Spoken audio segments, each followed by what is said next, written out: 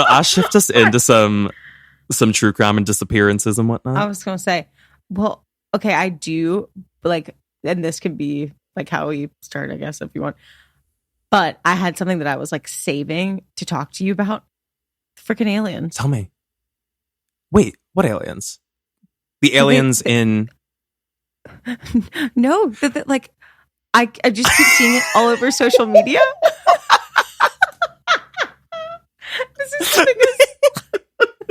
This is fake news.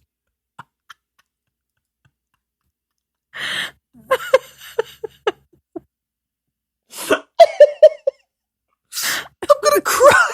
The worst introduction ever. No. Sorry. That just caught me off guard.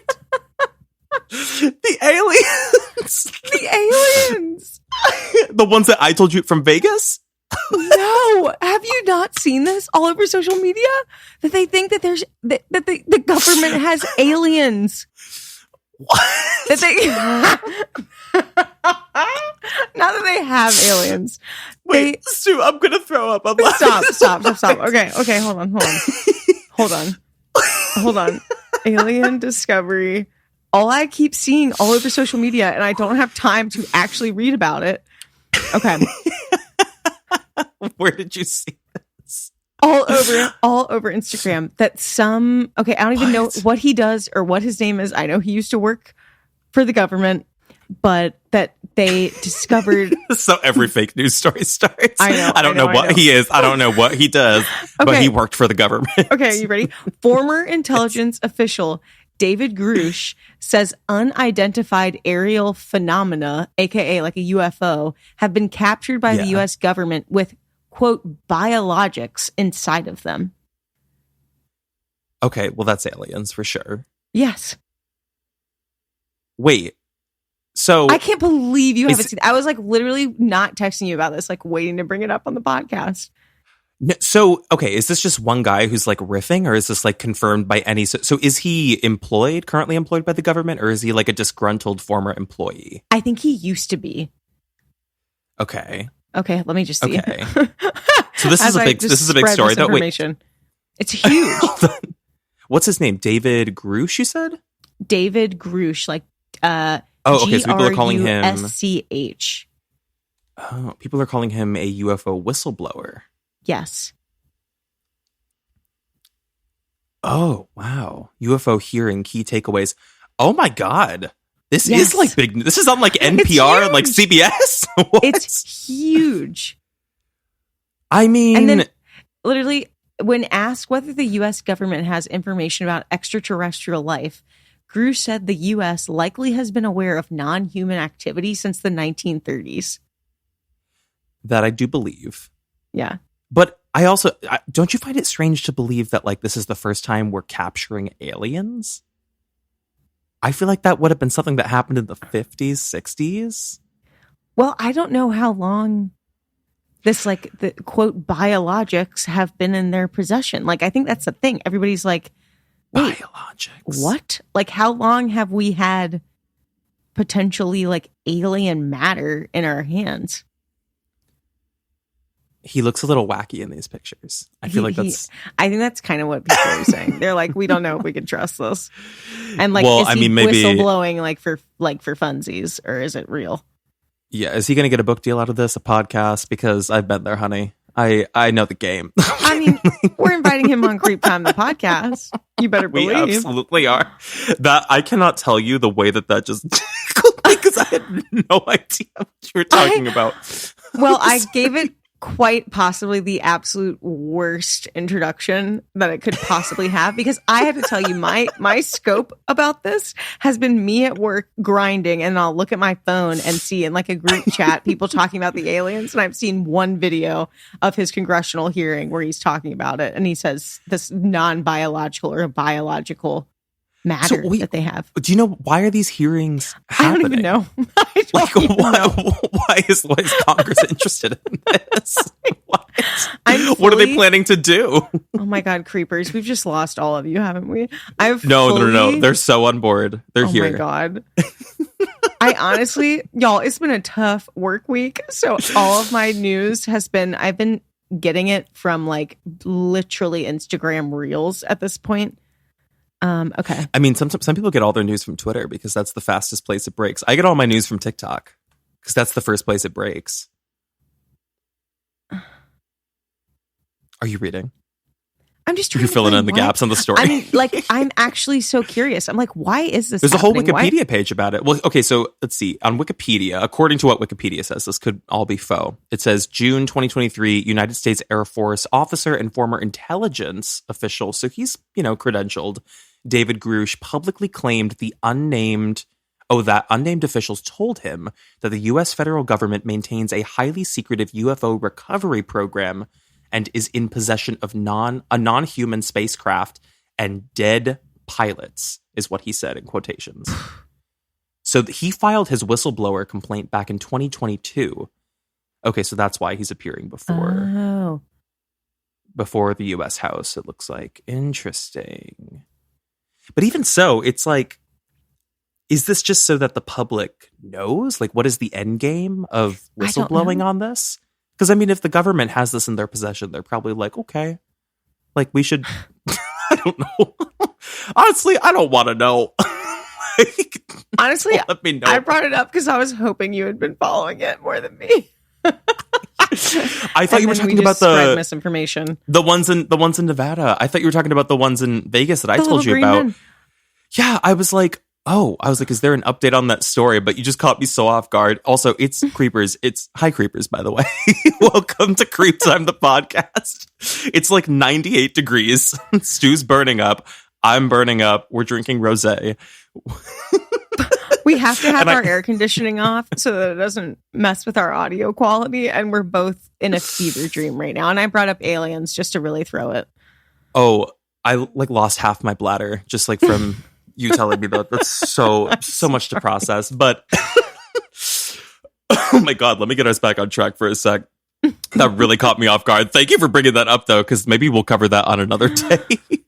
The David Grush UFO whistleblower. Huh. Okay, well, first of all, welcome everybody. Welcome back to CreepTime, the podcast with Silas, Dean, and Stu. We're here. This is going to be a Friday episode. I just saw your armpit sweat. I just saw your armpit sweat. On air. They can't see me. They can't see me. Outed.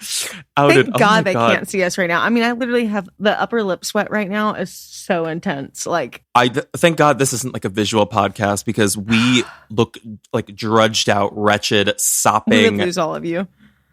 100%. Television is a medium for that. This is audio based. We've got faces for radio right now. Let's stick with that. Yes. They're going to think we're plastered too. They're going to be like, Jesus, we need to call a meeting for them.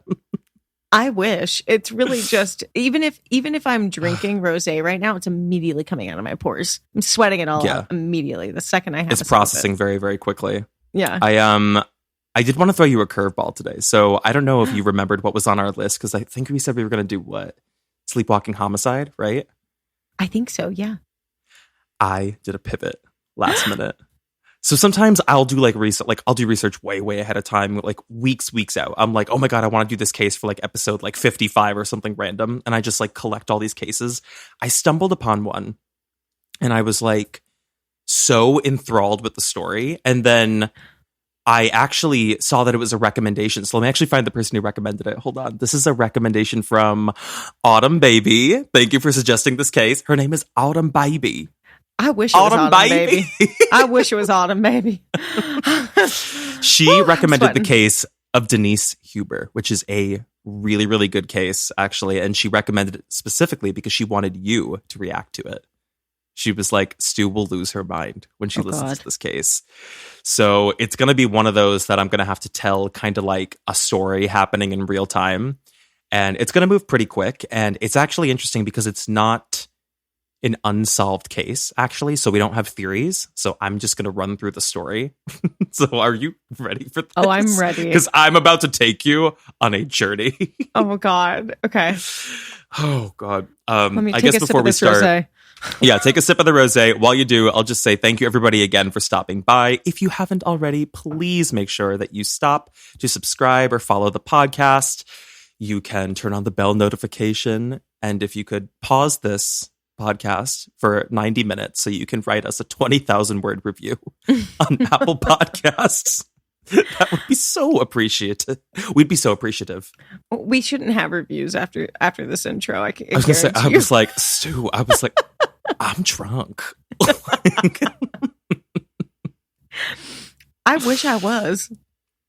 Oh, God. Well, I guess with that, well, actually, there is a top line here. So let me start with the top line because that's what I wrote. I haven't looked at this research in a couple of days, so I'm a little fuzzy on it, but I'll get through the top line and then I'll start with our backstory. So the case of Denise Huber. So the story of 23-year-old Denise Huber really starts with a concert back in 1991. Okay, it's coming back to me now.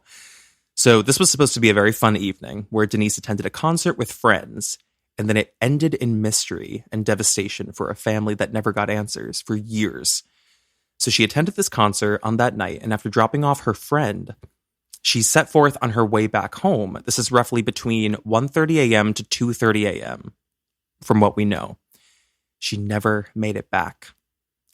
And then there was a manhunt that would ensue that would take 3 years without answers until finally we hit a break in the story, and then we start to piece things together about what really happened on that night. And I don't love stories like this where somebody's driving alone at night, but that really is where this story starts. Uh-huh. And while researching it, I cannot tell you, like, the wash. When I listen to a lot of these like podcasts and I listen to stories or YouTube videos on cases, I walk a lot. Like, I'm usually out doing something. Mm-hmm. I had to stop in the middle of the street because if you could have seen me from like a sniper cam or something, I was like gasping for air with every reveal in this story. It's just a little gut wrenching, but yeah, it really happened with a young woman who was driving home alone in the middle of the night, and something went very wrong on the road. I'm taken like right back to Brandon Lawson.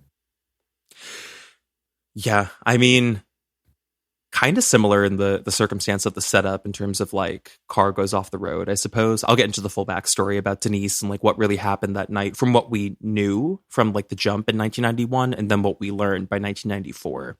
I also was doing research for another case, which I almost actually swapped it out for this case today because I was like so crazed about it. The Klein Falls Axeman. Have you ever heard of that? No. That'll be next episode. Creepers, tune in for the next episode too, because that one's also going to be a trip. Oh my God. But for now, I'm going to focus on Denise. So should I get into a bit of backstory about who she was, fill you in a little bit? Please. And where we are? You know I love the backstory. Well, the backstory, it's important. It is. Exposition is everything, darling. Mm-hmm. Mm-hmm. Mm-hmm. I'm sorry. I promise I'll like simmer down for being slap happy in a sec. So let me fill you in a little bit about Denise's story. So she's 23 years old and she's from Newport Beach in SoCal. So she was a college student at the University of California, Irvine, and she was working part-time in a restaurant and a department store. And from those who knew her and everybody in the story that I was looking at in research, they said that she was just known as kind. She was intelligent. She was a social young woman. And she was just known as the girl with the long brown hair and the bright blue eyes, especially in her church community. She was also, very religious with her family. And on the morning of Monday, June 3rd, 1991, so this is the following morning from the concert, her father, Dennis Huber, he gets up, and it's actually kind of an exciting day and I guess a special day for the family because he had just quit his long-term job as a mortgage broker, and he's going to start his own business on this day. So it's like a Monday morning. He's kind of apprehensive. He's nervous because it's like the first time in his life that he's like not going to have structure, like it's in his hands and it's a risk. So he starts his day. There's a bit of like nervous energy in the air. Start of the week. And almost immediately, I think his wife, Iona, had already left. But he's up in that morning, and he's kind of sensing that something's wrong in his house. Like it's almost too quiet. Mm. So whatever happened, it just like compelled him to go upstairs and check on his daughter, Denise, because obviously he thought she came home late last night from the concert. And he's like, why hasn't she come down for breakfast? Why hasn't she, made any noise in her room? Like it's 9, 10, 11 o'clock. So he goes up there and he walks into her room. Her bed is untouched. She never came home.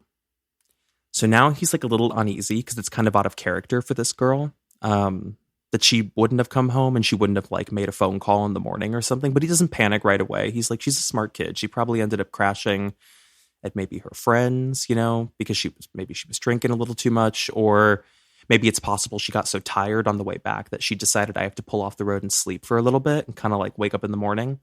But surely she's going to give him a call. So the hours of the day start to go by and they never got that call. So then Dennis begins to panic that something's really wrong. And by the time his wife Iona comes home, the mother, they start making phone calls to try to track her down. So the first person they call is Tammy Brown. So Tammy wasn't with Denise last night, but Tammy is like one of Denise's best friends. I think the two met in college. So they figured, they were like, if she was going to crash at somebody's house, it probably would have been hers, like her girlfriend's. So they call her, and to their dismay, Tammy hasn't seen or heard from Denise. So then they call the guy that Denise was actually with at the concert. This is 24-year-old Rob Calvert. They weren't like romantic partners or anything. I think they were just good friends. And they're hoping maybe that like she spent the night at his place or something. Now, according to Rob, he said that last night at the Morrissey concert, it ended and they went out to meet a friend at a cantina in Long Beach just for a quick drink. This is around 1:30 a.m. By 2 a.m., she dropped him off at his house. And then she said, I'm good to drive and I'm going to head straight back home. So this was the last anybody saw of her on that night. She was alone in the car.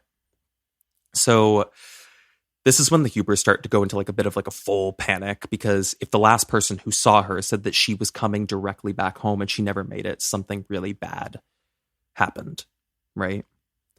So they start calling every friend they can think of. They start calling to nearby police stations, to hospitals. There is no record of where Denise went last night. She completely vanished. So maybe we should pause there and just talk about like the building panic in that family dynamic. And it's such a horrible setup because from the get-go something went very, very wrong. It's not as simple as like she pulled off the side of the road and then like by 3 p.m. she's not calling her parents, 4 p.m. she's not calling. Something's off. I'm having such flashbacks to the one time in my life when I stayed out somewhere and I didn't come home, and my parents. No. I mean, talk about like absolute panic. They almost filed they tried to like maybe file a missing persons report. Like they were like this close. Oh my God. So I just, first of all, where were you? Mom and Dad, I'm so sorry. I will forever be in debt to them for like. I was going to say, I was like, they're going to listen, me. so you better apologize. I know. I'm still apologizing for. I was in my hometown, but I had stayed out and like went back with some friends to like a house, and I just fell asleep at the house. Didn't tell my parents. And the next morning, I think I had like 25 missed calls by the time I woke up. Like my parents were like about to call the police, as they should have. Well, because once the panic sets in as a parent, I can imagine, it's just like, there's no stopping it. It's like a floodgate opening, and you start tapping every resource. Did they call like friends and like parents and stuff? Oh yeah. Calling friends. And I mean, think about this though. No. This is 1991. Like, at least when I was, I mean, it's like you were really like just hoping and praying that they show up, because I don't know if she had a cell phone, but I guess in 1991 that would have been rare. Yeah, no. Like she would have been somebody if she had a cell phone on her. So I mean, you're just hoping and praying your kid comes through the door. I kept thinking about that through this research. I was like, God, I'm like, it's kind of amazing, like how much safer everybody is with a cell phone for this circumstance of like, if something goes wrong on the road, if you're like a young woman at night or any young person at night, like on a back road or something, like just having that extra connection to like call for help. So vital. But I mean, this was spelling like a lot of trouble for sure from the get-go. I didn't know that story about you sleeping out, though. I'm going to have to probe Jules about that one a little bit later. Hi, Jules. Hi, Mom. So what happens next? So we've got Dennis Huber, the father. So he thinks that she was on her way back home. And if she was on her way back home that night, she probably would have taken the Pacific Coast Highway, right? And because from Rob's house, it's like a straight shot to Newport Beach. So it would make the most sense. But what he does, he goes out and he's like, I'm going to retrace that pattern with my car to see like if I could spot her car anywhere. Tammy, the friend, thinks that Denise actually probably took an alternate route because she thinks there's another way that you can get back to Newport Beach. It's through the Corona Del Mar Highway, which is kind of like a back road highway. Reason being is it's less patrolled by police if you're driving late at night. So it would make the most sense that she would probably take that. So Tammy's like, okay, if you take like Pacific Coast Highway, I'm going to go on the Corona Del Mar Highway. I'm going to do the same thing and I'm going to look for Denise's car.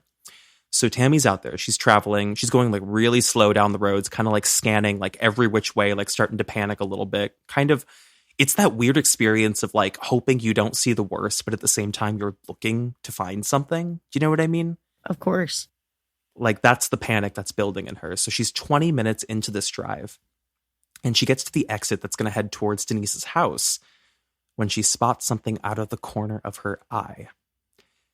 It's Denise's car. It's a silver blue Honda Accord that is parked on the shoulder of the highway and her heart starts racing. So rather than like drive straight to it, she actually was already in the exit lane. So she gets off the highway and she's starting to have, from what it sounded like, a panic attack. And she's starting to well up and she gets to a payphone at a liquor store because, again, nobody has cell phones. So the second she sees it, she's like, I have to alert somebody. She calls the parents, I think Iona, and she tells them, she's like, I found her car. It's here. So Iona's like, okay, once he comes back, we're going to rush over there. So now it's starting to get dark outside. But after she dropped that call at the liquor store on the payphone, she gets back in her car, Tammy, and she's like, I'm going to get back onto the highway so I can go up to the car and look inside. Oh. So she circles back. She gets back onto the highway and she gets up to Denise's car and pulls up behind it. And she's got the headlights on now because it's really starting to get dark. And once she pulls up, she notices that the back tire is completely flat. So she's already piecing the story together and she gets this sinking feeling in her stomach as she's getting out of her car to walk towards the driver's side, like something really bad might have happened here. So she gets up to the driver's side, she kind of cups her hands on the glass of the window and she looks inside, and kind of to her relief, she sees that it's an abandoned car, but at the same time, it's also another terrible feeling because it's like, where is Denise? And she just described this uneasy feeling while looking inside the empty car, that this was suddenly not just an abandoned car, that this was a crime scene in a weird way. So she backs away because she's like, I don't want to touch this any further and disrupt what's here, and gets back into her car in tears, thinking she's going to drive off and then call the parents and then tell them that. So as she's driving off, the parents actually show up. She's gone. And the parents pull up and they find the car. So they get out, and I think it's her father, Dennis. He goes to the driver's side door and goes to open it. It's open. The car was left open. And he gets inside, and he's like looking around in there, and first thing he notices, the battery is dead, but there are no keys in the car.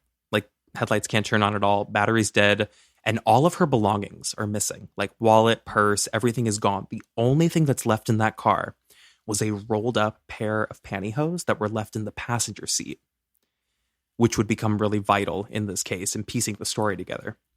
So the Hubers don't know like what to make of it, and they're panicking still. So they rush home, and this is when the first time that they file a missing persons report, and they describe the state of their daughter's abandoned car on the highway. That's got to be such, I mean, oh God, that's got to be the most unimaginable thing to find, just like the remnants of your daughter's car. Because you know that like if it was left there, she got a flat or something, she got out and then something really bad happened. Or she's still in that area somewhere off the side of the road and they just hadn't found her.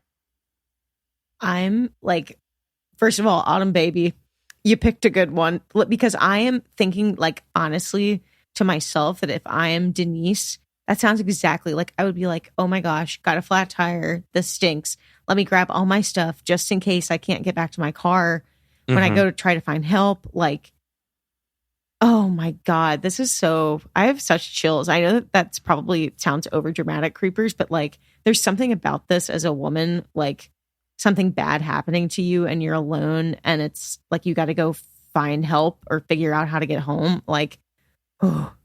It's just the worst possible, especially in 1991. I could not get that out of my mind. I'm like, she's on a dark back road, the Corona Del Mar highway. And I looked at pictures of this. And it may, granted, it might be a little bit different now than it was, but like, it's not well lit. Yeah. And I'm assuming it was even worse back then. 1991, flat tire, no cell phone, 2:30 in the morning. Yeah, that's a nightmare scenario. Like, it's just interesting because I found the dead battery really interesting, and I also found the unlocked door really interesting, and I'll get into it a little bit later when piecing together the story, because what that told me was that she wasn't looking to get out and walk very far, because there were emergency phones on the highway. There are a lot of highways that still have those. There was one behind her car and one in front of her car, not immediately, but like within walking distance. I'm going to assume she got out of that car to like start walking a little bit to get to one of those phones, thinking she like, I'll go there, I'll make a quick call, then I'll get back in the car, which makes the time frame of what might have happened here even crazier. Like, and I know Autumn Baby is cackling at you right now because she knows how crazy this story is going to get. Oh God. So your reaction to this now is benign compared to what's about to happen. So let's see where we are. Now, by the time police get involved, it's actually 1 a.m. of the same night. So now they're privy to the situation and they show up, and it's no longer being treated at this point as a case of a missing person, like a runaway. It's potentially a crime scene, like from the get-go, just from how nefarious all of the circumstances are and like the abandoned car.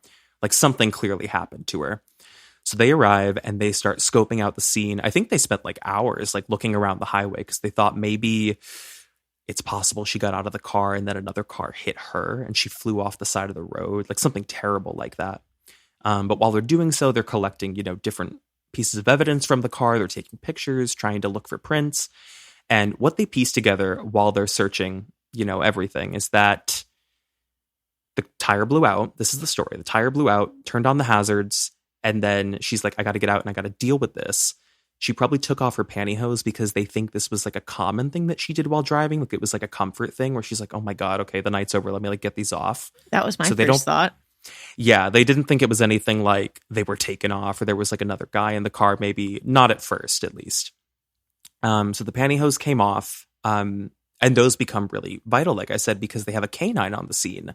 So they kind of bunch them up and they bring them over to the dog. So the dog can smell. And then within just a few seconds, the canine is like on the trail. Like he's like, yep, I've got a foot pattern, which thank God for these damn dogs. Thank God. Because they have done so much work to like piece together these stories. This is a pattern we've seen in so many cases now. It's incredible that they can do that. I know. You heard that? Stop. You heard that? That's for the canines, y'all. Let me pour myself a little more rosé for the canines. Creepers, that's the ice cream truck, right? yeah, that's the ice cream truck. This every damn day. Ice cream truck. I can't. He'll be back at 9:30. He's fine. He knows what he's good for. He comes around. Oh my God. He really he's a character on this podcast. He is. He's a gentleman caller in this neighborhood. We do. I'll see if I can convince him. I'll be like, what? So let's see. So the canine catches the trail and then starts to move from the front of the car up the road. So we know she got out. She was on foot and she was walking up the highway, probably to that service phone, the emergency phone. Now, what's odd is that she does not get very far. The trail only goes about 70 to 80 yards ahead of the car before it suddenly stops, which means she got inside someone's car. So it was either a hitchhiking situation or it was a situation where she was abducted, and it was incredibly opportunistic. Incredible. But this is devastating news for the family because, again, there's no lead outside of that. So the family, they're heartbroken, and they start putting up, whatever money they have, because don't forget, this poor dad just literally first day he quit his job, like no income, starting a new business. So they put up a $5,000 reward for anyone who has any sliver of information. Her church gets involved and they bump it up to $10,000. They end up like putting out flyers. There's press. I mean, anything they can really do to get the word out about Denise Huber and just like get her story on the map. So naturally, in the police investigation, the first suspect that they're going to look at was the man she was allegedly last seen with, the friend, Robert Calvert. Because why would you not turn to him first? He said, well, yeah, she dropped me off last night, and that was the last I saw of her, around like 2 a.m. So he's brought in for some extensive questioning, and they really probe this kid's life. But everything pieces together. Like his story, his alibi, I guess, really does check out. And it seems pretty corroborated that she dropped him off at 2 a.m., just like he said. And then also all of the friends and Denise's parents also try to vouch for him and like rule him out, because they're like, it just could not have been him. Like, we know him. So he's not really a part of the story. I didn't want to let that go too far down the road, but I just wanted to mention that police were like, you're the guy. Now, at this point, the press does have a hold of the story, and there's a whole horde of tips that start coming in, a rush of people who were like, oh my God, I think I've seen this girl. I think I saw her like with this man, or I saw her doing this. And it mostly turns out to be confusion. I would say the only interesting tip that really comes in is a statement, actually, from someone who happened to be driving on the Corona Del Mar highway that night around 2:15 a.m. So this was right in the window of when Denise's like tire blew out. They said by 2:15, they definitely saw Denise's car. Like they passed it because they saw the hazard lights on, which gives us a really tight window, because if she said she dropped off Rob shortly, right around 2 a.m., and then by 2:15, she was on the Corona Del Mar highway and her tire's blown out and she's got hazards on. What a extremely tight window for this opportunistic thing to happen, where she gets out and someone who just happens to be passing abducts her. It's like, it was so chilling reading about that. I couldn't get it out of my head, like how fast like bad things happen. I don't know. How do you feel about that? Well, I keep thinking to myself, somebody was following her. Oh, I didn't even think about that. That's entirely possible, I guess. Maybe from the concert, you think? Maybe from the concert, or just maybe I can from see that why last people would bar? think that. Yeah. Like, the cantina. Yeah, it just doesn't make sense. Like you're saying, it would be such a tight window for somebody to be driving by late at night on a back road, see a girl and go, yeah, I'm going to kidnap her. I won't spoil anything. Okay. But I do, but I will say, just for clarity purposes, that's exactly what happened. It was opportunistic. Oh my God. It was we've covered cases before where we've talked about this, and statistically it is so extremely rare that things like that do happen. But we would later learn in this case, it was opportunistic. I have full body chills. Just like by chance, because it could have even been that her tire blew out, she threw her hazards on, and then just waited in the car for another 30 seconds. Don't tell me that. Oh my God. She just happened to be out of the car on foot when a guy drove by. And then something terrible happened. Oh my God. Oh, okay.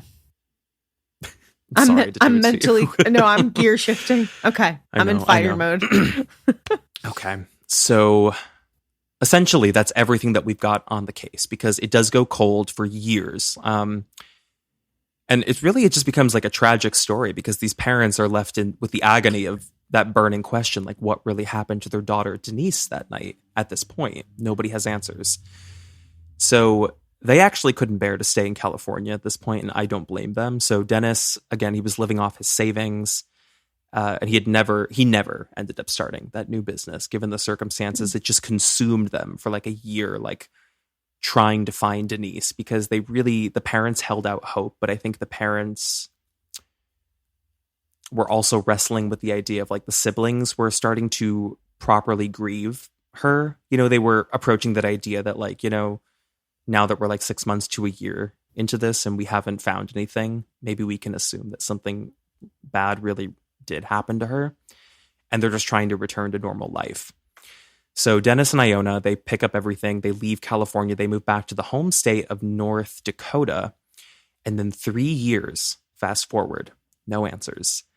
Until finally we're going to get some information that's going to surface, which is going to, I'm going to have to swear, it's going to blow your f***ing lid. Oh, what is the timestamp?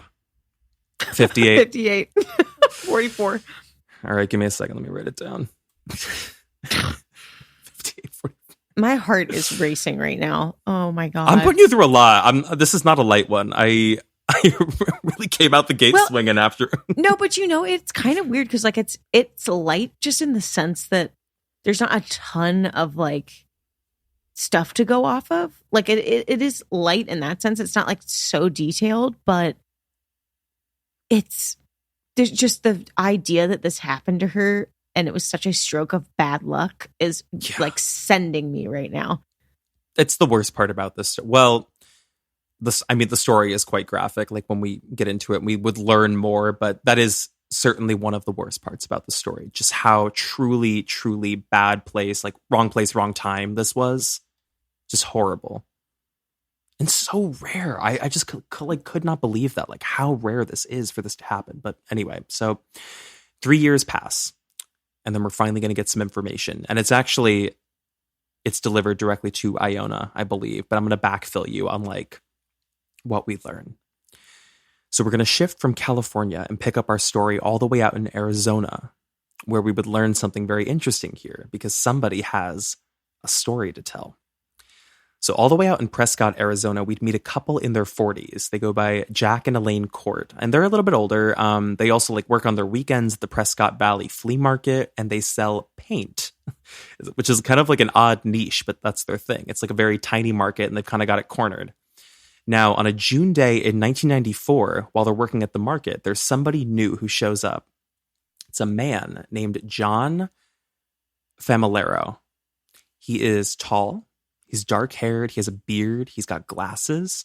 And he actually meets the couple because he had previously started up a paint business on his own, but it was not doing well. It was like 6 months into the business. So he's at the flea market basically to start selling some of his supplies. He's trying to get rid of inventory, which like such an oddly specific thing. Like I'll get into it a little bit more, but like how it connected these two people, because ultimately they're the ones who were going to tell this story of what they learned. I'm like, what are the chances this could happen over paint? Like it's a theme in this whole story. What are the chances? Like just absolutely opportune moments, I guess. Seriously. I mean, so they're chatting with like the court couple, or sorry, he's chatting with the court couple and he makes them an offer. He's like, do you want to buy, since I'm trying to get rid of some of my inventory at my colorant? And they're like, yeah, we'll buy that. I mean, we have a monopoly on this flea market. So they make a plan for July 9th that they're going to follow him to his Prescott home. They're going to pick up the colorant. Now, they arrive at the house and they pull up in the driveway. And now I forgot about this part of the research. Oh my God, this is going to send you. So they pull up. The first thing they notice on the side of the house is he has a giant Ryder truck parked on the property. Sorry. For anybody who doesn't know, even though we've talked about it like 24/7. When we were on tour years ago, one of the chief vehicles we traveled with was a Ryder truck. So when I read that, I was like, enough is enough. I really don't want to be connected to this person in any way. And the fact that, again, opportune, that the one thing that could really, like one of the random freaking things. It's random. It's just so random. The Ryder truck. So there's a Ryder truck. And they arrive and they're struck by the Ryder truck immediately, as I would be too. Because to their knowledge, when they see it, they're like, Ryder trucks are like rental trucks, right? They're like, that's odd that like he has that parked in his yard because it's like pretty run down too. Like it looks like it's been there for a while. And like you can see that the grass is kind of grown around the tires and like there's a padlock on it. Like that's his. And they're like, well, that thing's got to be like stolen, right? Like there's no way he bought a Ryder truck. But the weirdest thing about this truck is there's an extension cord that's running through the back of it to the ground, right? So they're like kind of like finding it strange, and they're like, okay, this is probably like a mobile drug lab is what we're thinking of. This is probably like a meth lab. So they decide we're going to get the paint, like the colorant, but we're also going to like write down the plate number so we can report this. So they come inside, it's like super fine. They pick up the colorant in the backyard, I think. And then they call the cops. Now, to their description, the cops are also like, yeah, that sounds like a mobile meth lab. And they actually run the plate. And sure enough, it is a stolen Ryder truck. So the cops end up obtaining a search warrant because they think, okay, we're going to go there. It's going to be a drug bust on this guy's property. So they end up coming back on June 13th. It's a horde of cops. And they start banging on the guy's door. Nobody answers. He's not home. So they descend upon the house. They're like, okay, fine, we've got the warrant. So people are going through the backyard. They get the door open, and then they focus on the Ryder truck because, again, that's where they think the majority of these drugs probably are. But one of the first things they notice once they get into the house is that this guy is a hoarder, like a bad hoarder. There are mountains of stuff in this place, which is crazy because he just moved there. I think like 6 months ago, he told them. In like 6 months, what he was able to accumulate in his home is just crazy. So, anywho, they're scoping out the place, and the team goes outside with a locksmith because they're going to focus on the truck. They snap off the lock, and they lift the hatch door to the back, expecting to see a cook lab. But that's not what was in there. I'm sorry, I can hear the gasping. Ooh, okay, I'm ready. They get the door open. And the team looks inside, and it's pretty dark. Like they can't really make out like what they're looking at first until their eyes adjust. And in the back of it, towards the end of the truck, they notice that it looks like a fridge is in the truck connected to the extension cord. So they get inside, they go back to the fridge, and once they get closer, they're like, oh, this isn't a fridge. This is like some kind of a big industrial freezer. So they open it up, and inside there is an assortment of plastic white and black bags that are kind of shoved inside the fridge. And they start looking around, and they notice at the bottom of the freezer, it looks like there's dried blood at the bottom. Now, their first thought, they're like, oh, well, this is probably like a frozen animal meat. That's not very uncommon or worrisome for this area and probably the type of guy this is. So as they peel through the plastic bags and they open it, it exposes the frozen, open-eyed remains of a young woman with brown hair and blue eyes. Almost perfectly preserved and frostbitten, all on the edges of her skin. The skull had been beaten in so badly that brain matter was exposed. This was the discovery of a horrific murder. We have to pause there because I know I just sent you to hell and back. I'm sorry for that. God. It's really all Autumn Baby's fault. Autumn Baby. It's not even yours. You're right. So I'm going to blame you, Autumn Baby. It's not a laughing matter. Oh my! When I heard this on the God. streets, too, when I was listening, yeah, this must have been when you stopped. This was the moment I was choking for air. I could see other people like on the road looking at me because I was like, "Oh my God!" I was screaming. Horrific. I mean, I feel nauseous right now. Like that's how I have been able to visualize this story so well. I don't know why, but same. When I was listening, yeah, same. Yes, it's so like I have a whole like scene in my brain right now that just I feel like I'm there, which is so weird. I cannot imagine. Like it's giving me like Dahmer vibes, honestly. It's how I feel. Yeah. I have full body chills right now.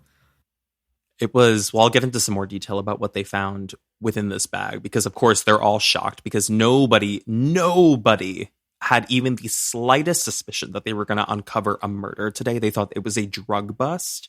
So to go in to a truck that is completely dedicated to the preservation of human remains was incredibly shocking for the entire team. But as you can imagine, everybody goes into pandemonium.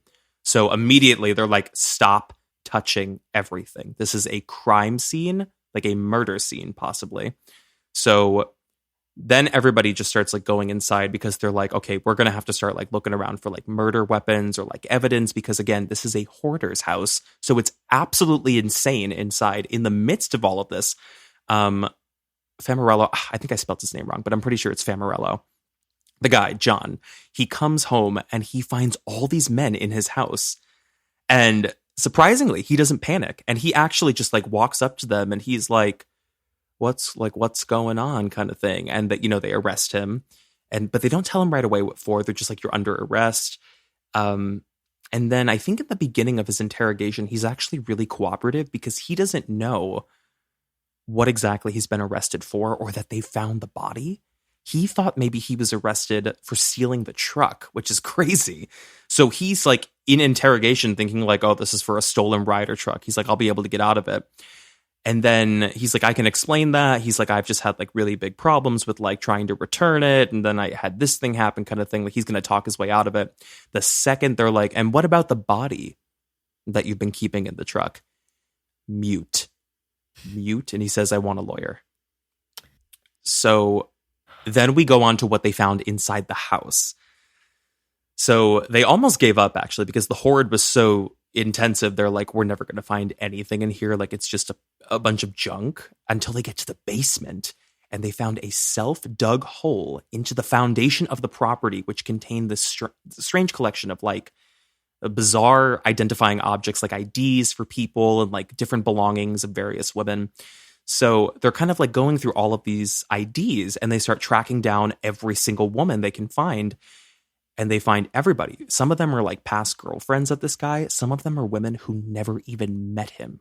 And they're like, I don't know how he got my scarf. And like, I don't know how he got my belongings. Like, that's terrifying. But some of the stories from the women who did know this guy are terrifying. Like, describing him as he's abusive, like sadistic, assailant. Like, there was one woman, I think an ex-girlfriend, who got chained up to a window, nude in like a hotel room or something while he assaulted her. Like just very dark stories that he's a sadistic human being. But there is one extra ID in there that they find for a woman they cannot track down.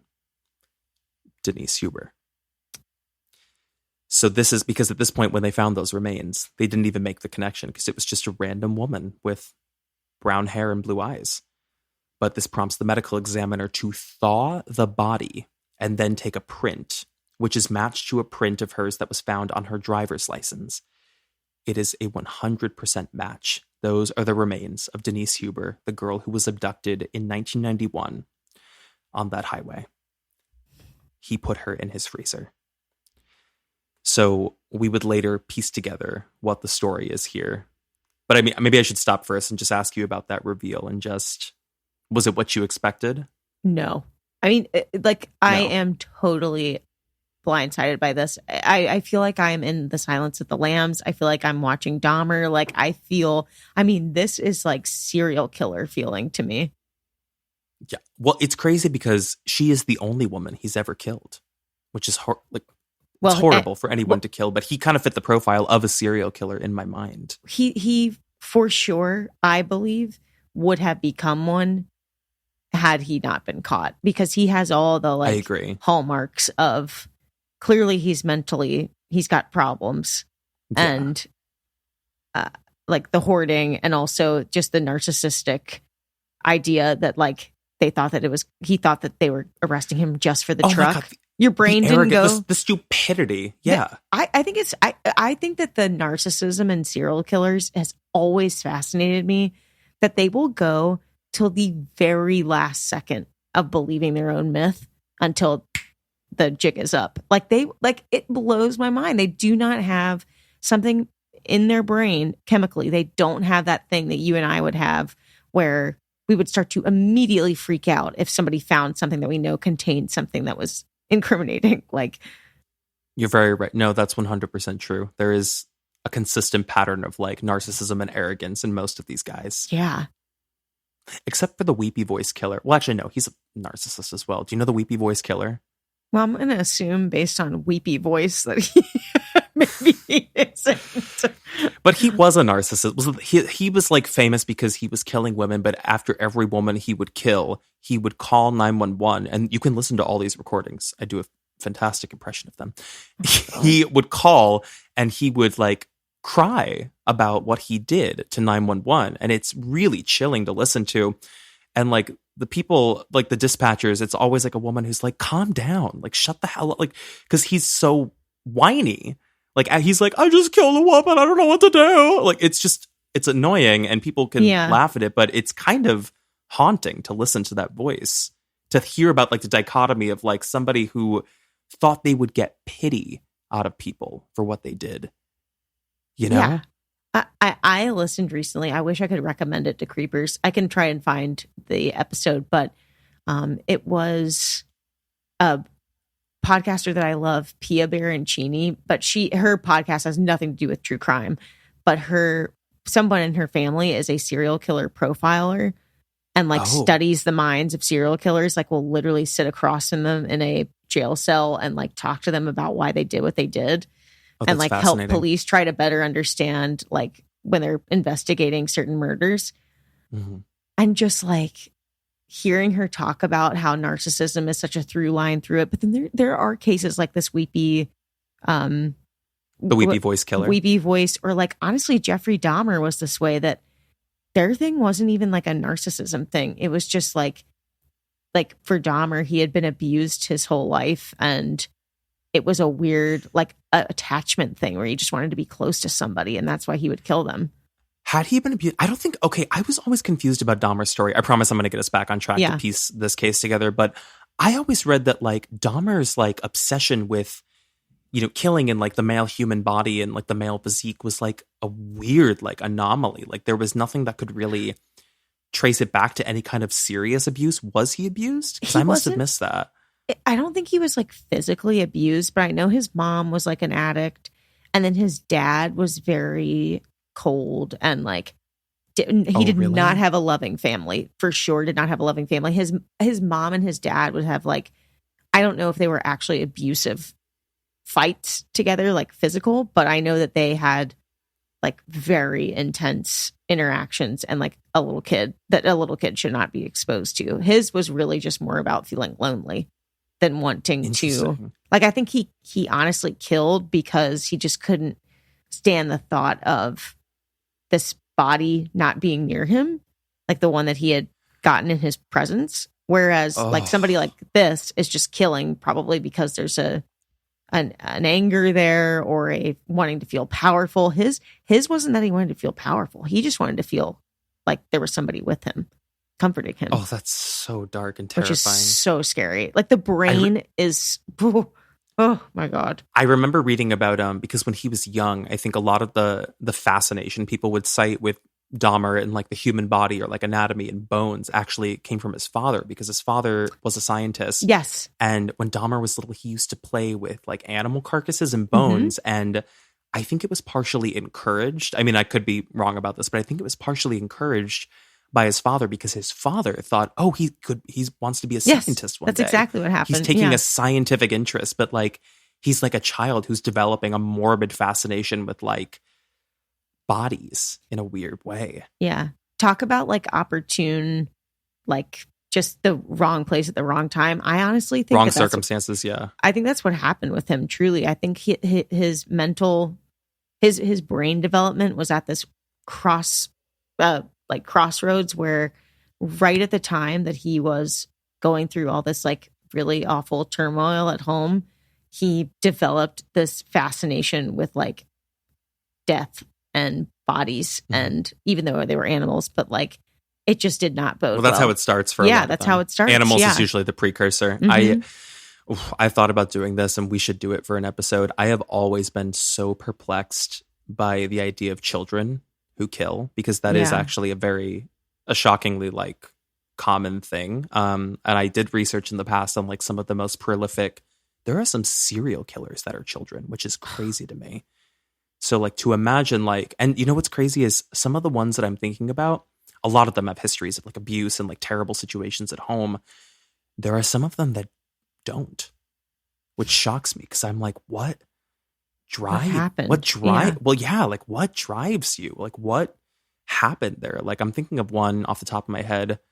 Graham Young was one of the youngest serial killers. He was a serial poisoner from like age 7 or 8. He was like a loner as a child, very, very alone, but would read a lot. And he took a very specific interest from a young age in chemistry. So he was reading a lot about how to make poisons, and he was poisoning his family, poisoning his stepmother. I think he sent his sister into like the ICU. He eventually killed one of his family members, and he was put away for like years until he was an adult. And they were like, we think, through therapy, he's been rehabilitated. We think that he's okay to, be released into the world because he was very young and he was struggling, with something going on inside of him. So they release him back into the world. But again, it's difficult to assimilate because he's been institutionalized for most of his developing years. So he gets a job at a factory, puts himself in charge of coffee duty. No. Still has that inherent knowledge of like how to poison people. He attempted to poison 70 people at one company. And I think he was almost successful with like 1 or 2 of them. He like got them close to their grave. It still was within him to kill people. It's like a power thing for, I think, most killers. It's just having but to control. Start at 7 or 8, oh my God. Yeah, like I couldn't understand that. The psychology behind that is crazy. No. Sorry, I know I took us way off, but I'll get back to the story. That was on me, honestly. No, I think we will do that for another episode because I have a few. There are some really, really prolific young serial killers that just blow my mind. I find it very hard to wrap my head around that. But I'll piece together what we know of Denise Huber's story just to sort of bookend this. So what would we learn through the investigation tracing back to 1991 about this guy, John? So he was living back in California when this happened, and he happened to be renting out like a storage unit / warehouse, I guess. It wasn't really clear like what was happening, but he took that opportunity late at night. He just happened to be driving on the Corona Del Mar highway, was not following her, and it was just the worst timing of like the girl just got out of her car, was probably going to make that call, like I said, then get back in her car, got out of her car. He happened to be walking. And this part of the story was kind of murky, and I guess we'll never really know what happened because it's from his word. But he claims that she got into his car because maybe he offered to drive her to a phone or something, or drive her to a place that was a little more well lit because it's so late. I think she got into his car and then he struck a blow to her head with some kind of a weapon. I think I read that it was some kind of a knife, but I think it was the dull side, like the handle. So he struck a blow to her head, which I think knocked her out, and then took her, opportunistic, to this warehouse. And we pieced together the other part of the story from some of the wounds found on her body, because it wasn't just that her head was bashed in. She had some pretty bad defensive wounds on her hands, which would suggest that he tried to assault her in that warehouse, and she started to fight back. And I think from his story, she hurt him pretty bad during this altercation, but it was because of her fighting back that he actually took the same object and then he struck her head 30 times until he reached brain. Now, police, once they hear about this, they do eventually trace back to that warehouse that he was renting at the time, and they use UV light to inspect for blood, and to their description, it was coated. Even though it was years later and the whole place had been cleaned, the remnants of that blood was floor, walls, ceiling, everywhere. Whatever went down in there was just unimaginable. So from the time that he murdered her, he then started to rent a storage unit where he requested 24/7 electricity, still in California, and he put a freezer in there to preserve her body. Reason being is because of his hoarding tendency. Once he killed her, he couldn't let her go. He had to keep her, like he had to keep everything. So he's keeping her in this storage unit, possibly for like a year, I think, or maybe more. And then eventually he's planning to move to Arizona. So he buys and transfers her body to a meat freezer, like one that would lay horizontal, pays 2 teenagers to drive it in a truck from California to Arizona, and tells them you have to stop every 2 hours to plug it in to keep it cold. But he tells, and it's got a lock on it, he tells them, you're transporting elk meat. It's very valuable, so you cannot let this get cold. They were driving human remains, these kids. They had no idea. From Cali to Arizona. So then once he's in Arizona, it's just putting her body in that freezer that's locked away in the stolen rider truck, and he just keeps her there. But eventually he knows, I can't keep her in this freezer forever, so he starts digging that hole in the foundation that I was talking about under the house, because he's going to put all of the evidence of all the women and the body in there and just like put the whole thing to bed and never think about it again. But he never gets around to it because he can't part with the body. So after all those years, she was just found. It's devastating, to think of what happened to her. But in an odd way, this does give the family the closure they were looking for, as horrific as it is, because really what was gnawing at them after they assumed that she was dead, after, year 1 or 2, was just whatever happened to her, what happened to Denise. So he is eventually taken to court. He's tried in California, and he receives the death penalty, actually, in Cali for the abduction and the murder of Denise Huber.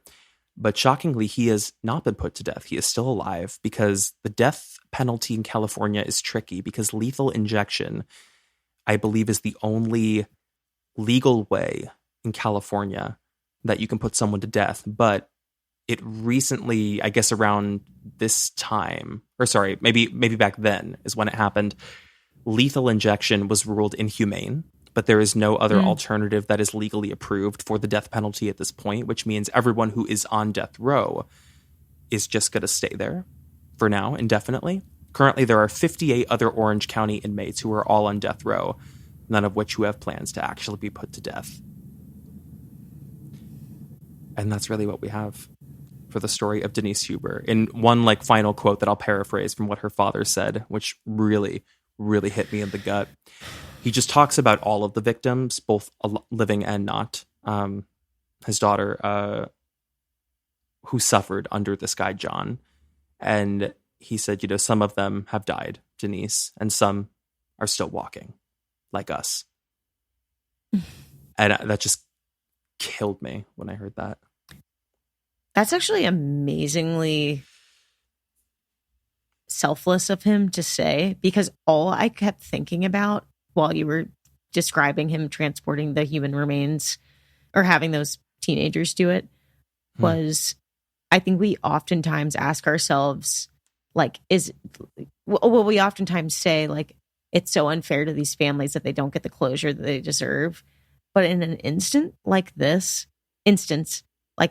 I wonder if the parents, I think, of course, they want to know that their daughter is actually dead so that they're not hoping to find her. But I have to be quite honest, the thought as a parent of knowing that my daughter's body was beaten and then, chopped up and whatever and frozen and transported around like elk meat. I know. Is so foul. I don't know if I could actually sleep, knowing that that's what happened to my daughter.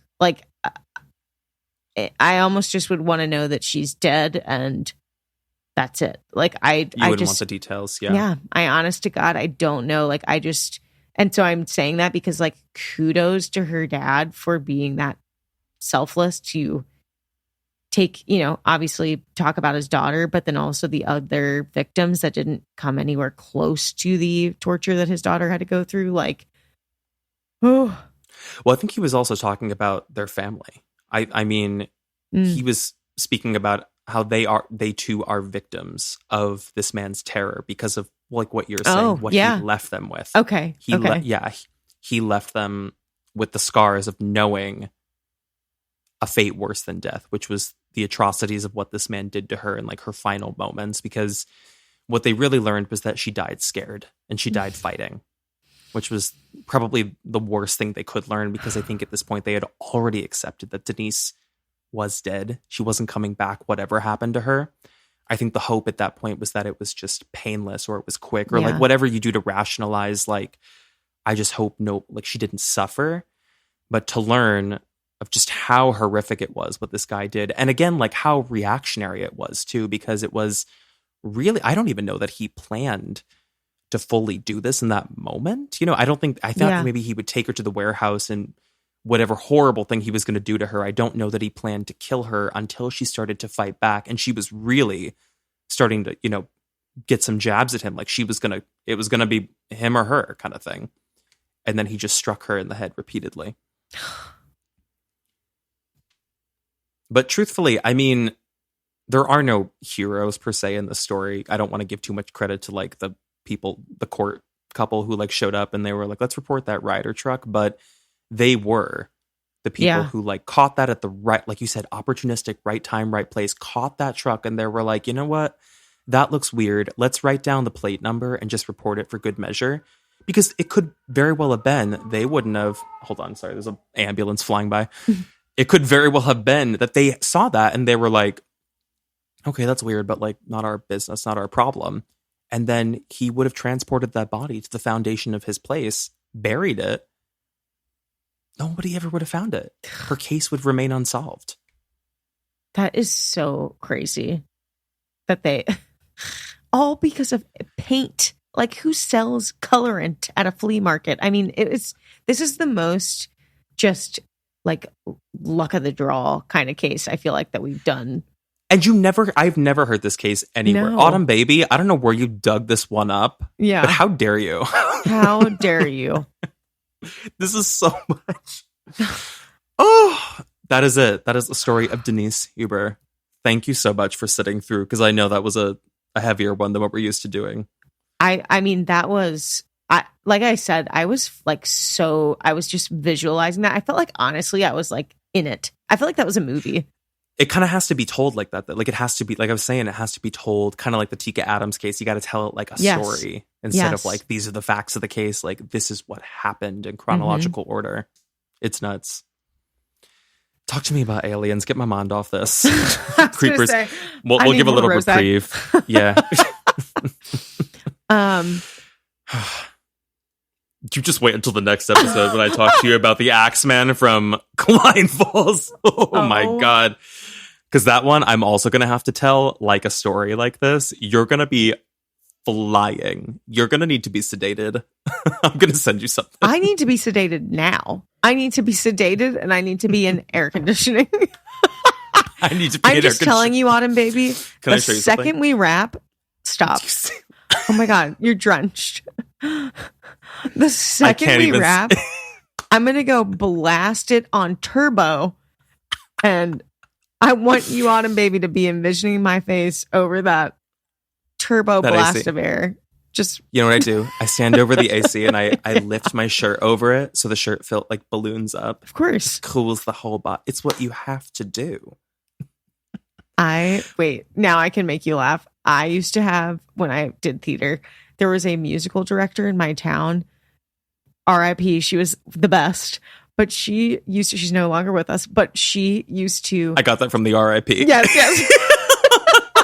I didn't think you were like careers in the grave, honey. I think she's passed. Okay, good. Just want to be clear. And she was the best and everybody loved her. But she would sit, she was an older woman, and she would sit in front of her keyboard, and we used to rehearse in similar to our tour rehearsal space, like no AC. No. So bad Illegal. in the summer. Illegal. In the South, and like we were all just dying. But she used to have a fan right up her skirt while she played the piano. It was the best. I mean, a woman after my own heart. I was going to say, and I've never That's about to be me, that. honey. I know. That's about to be me. God bless her. What a legacy to leave. Freaking bless her. Honestly, it was the greatest thing I've ever seen. Ingenious. I'm going to put one under my desk, and I'm also going to get one of the little handheld ones. There's ones that you can like strap around your neck that are just perpetually hitting your face. I think we need to strap them to our mics. Great idea. I'm sure we listen back to an episode. It's just like we're like in a windstorm reporting from the Arctic. Yeah. Well, because it is scorching hot, I'm going to wrap us up early. But thank you so much, Creepers, for listening. We're so grateful. That was a really juicy case. Thank you again to Autumn Baby. We're going to be back next Friday with a really juicy episode. So stick around and we'll see you next week. Bye, everybody. Bye, Creepers.